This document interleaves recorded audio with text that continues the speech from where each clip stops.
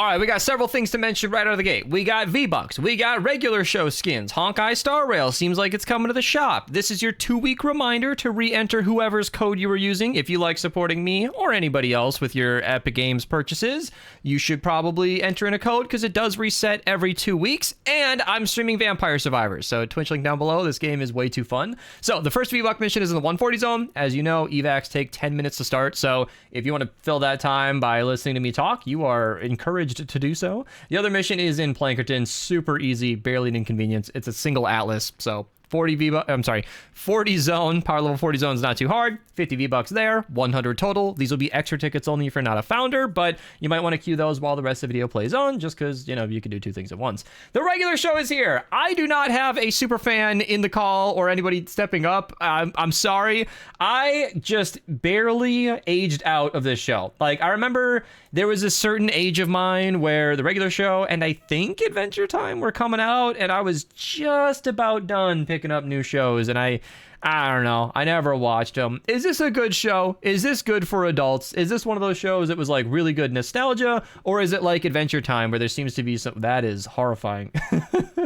Where there seems to be some appeal to even adults. Let me know in the comments down below, because I've said this before, but Avatar: The Last Airbender is one of those shows that just aged really, really well. I appreciated it more as an adult with some of the themes I got into. So yeah, it's a cool set regardless. I've heard really good things about this show. So yeah, regular show. If you guys want to pick it up, you know, code Mista at your checkout. I get 5% of your purchase in real life dollars, and I really, really appreciate it. I'm just going to go through the different cosmetics one by one here so that you guys can kind of see what's up.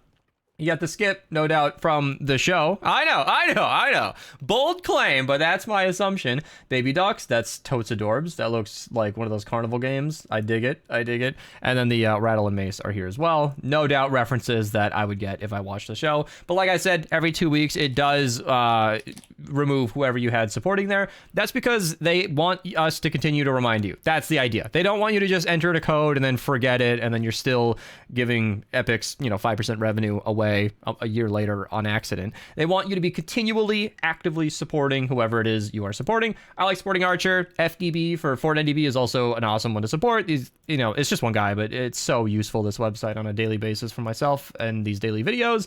And then of course, code Mista if you want to support me directly. There you go. Lots of options, but it could be anybody. It's just a really nice thing for you guys to do. The other thing that's new is not the truck, but the Axo slime slides. It's like an axolotl, but on your feet. Pretty cute. This character, this animal has just gotten so popular. They added it to Minecraft, and now it's just a thing I hear about. It's like the world didn't know about axolotls until it was in Minecraft. That's from my point of view. And then it popularized the animal, and everybody went, oh, that's so cute. Why didn't I know that existed? They didn't teach me about that in school. And now they're like all over it. Whenever I play, not Slay the Spire, I'm thinking about Brotato. There's an item called Axolotl, and it'll flip your highest stat for your lowest stat. So you can spend the whole game speccing into damage, and then at the last second, just flip it in reverse. Like, I saw somebody do that with a melee build. They were building melee damage, and then flipped it to range damage, and they're like recycling all their weapons at the last stage. It's kind of funny. Anyway, that's completely unrelated, but yeah,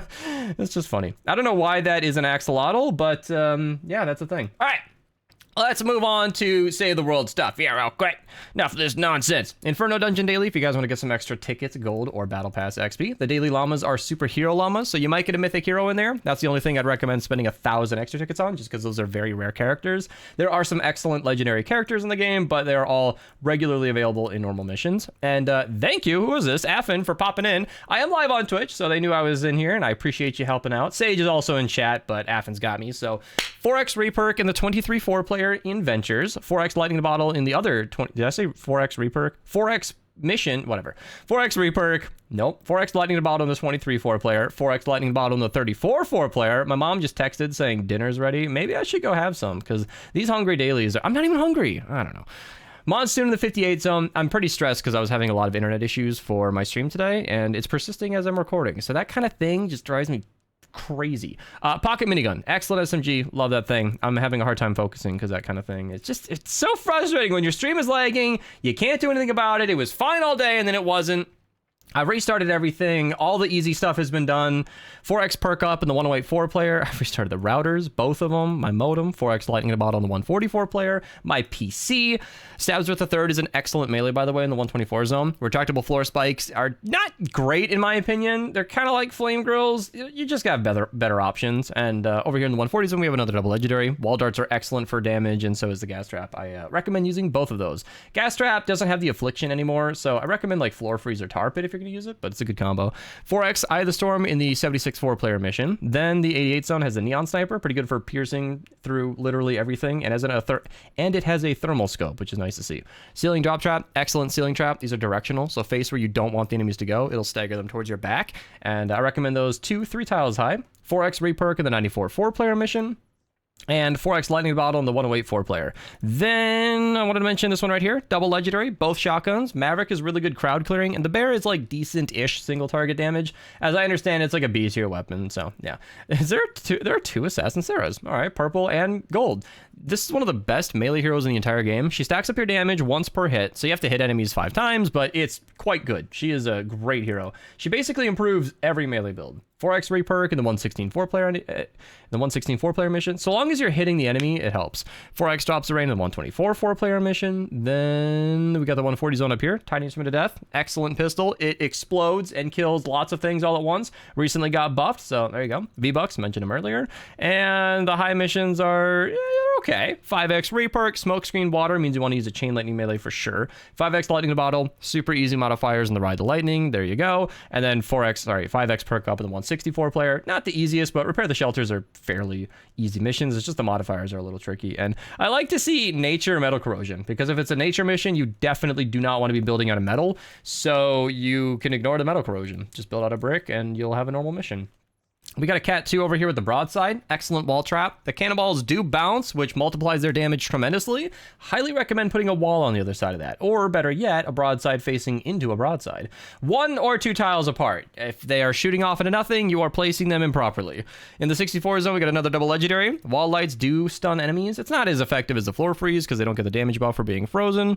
But yeah, say that louder. Brick in nature. Yeah, Armageddon, Critis causing explosion melee, very strong. That's what Sage is saying in chat, because I think, and I've definitely done this, people get comfortable, you know, they just build out of metal, build out of metal, build out of metal, and then, oh no, we're in a nature zone suddenly. They just don't even look at the mission. It's up there. You can always see it. It's always there. Is it top right or top left? It's always there. V-Bucks in the 40 zone, as mentioned earlier, and I think that just about covers everything. So, yeah. I don't know where my head's at, you guys. Honestly, I'm not even hungry. I'm not even tired. I'm just stressed.